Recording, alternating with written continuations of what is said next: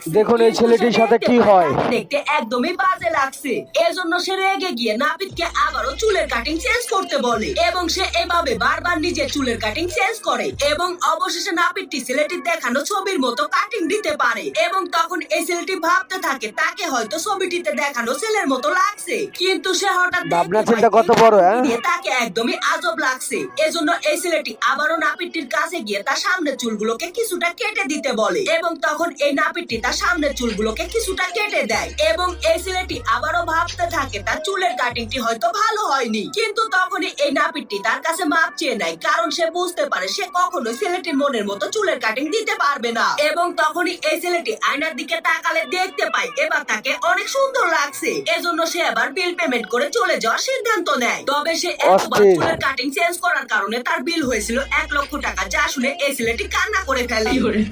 নতুন চুলি ভালো আছে না?